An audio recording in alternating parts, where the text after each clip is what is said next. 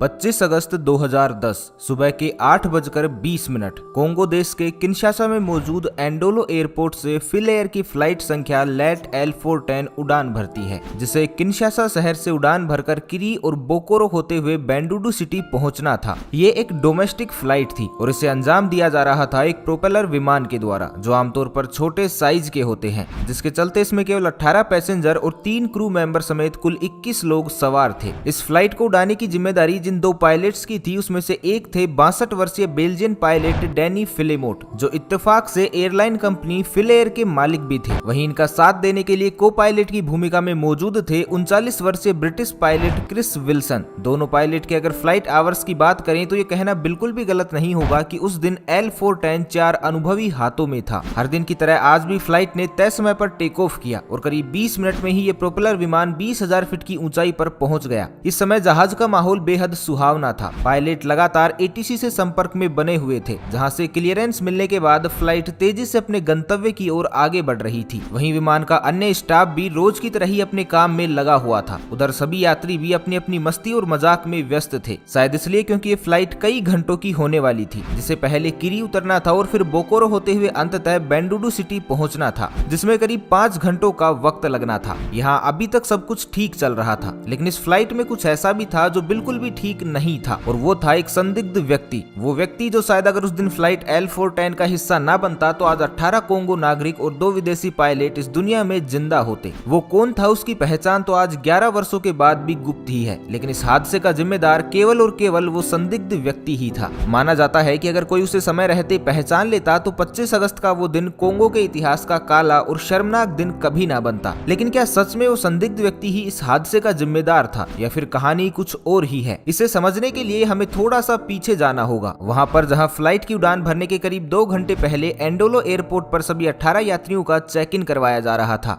जहां मौजूद सुरक्षा कर्मचारी एक एक यात्री को आमतौर पर बारीकी से चेक करते हैं और पूरी तरह से सुनिश्चित होने के बाद ही उन्हें एयरपोर्ट के अंदर जाने देते हैं। ऐसे में सुरक्षा व्यवस्था पर सबसे पहले तो ये सवाल खड़ा होता है कि उस संदिग्ध व्यक्ति की पहचान कैसे नहीं हो पाई। वो व्यक्ति जो बाकी के सभी लोगों की तरह बैग लेकर यात्रा तो कर रहा था, लेकिन उसके बैग में एक बेबी क्रोकोडाइल भी मौजूद था। लेकिन एयरपोर्ट सिक्योरिटी ना तो उस संदिग्ध व्यक्ति की पहचान कर पाती है और ना ही मगरमच्छ को ट्रेस कर पाने में कामयाब होती है, और इस लापरवाही के चलते वो व्यक्ति मगरमच्छ को पहले तो एयरपोर्ट के अंदर ले जाने में कामयाब होता है और फिर इसके बाद फ्लाइट L410 में भी। यहाँ 2 बातें साफ हो जाती हैं। पहली तो ये कि या तो कोंगो देश में यात्रियों की सुरक्षा को खासकर डोमेस्टिक फ्लाइट में कोई महत्व नहीं दिया जाता, या फिर उस दिन सुरक्षा अधिकारी ये जानते हुए भी कि एक डफल बैग में एक बेबी क्रोकोडाइल मौजूद है, फिर भी उस व्यक्ति को जाने देते हैं जो उसकी स्मगलिंग कर उसे बेंडुडू ले जा रहा था। हालांकि ये सुनकर आपको हैरानी जरूर होगी, लेकिन 25 अगस्त 2010 का वो दिन हो या फिर आज का दिन हो, कोंगो देश के लिए ये एक आम सी बात है, जहाँ के लोग अक्सर विमान के सहारे जानवरों की स्मगलिंग करते हैं।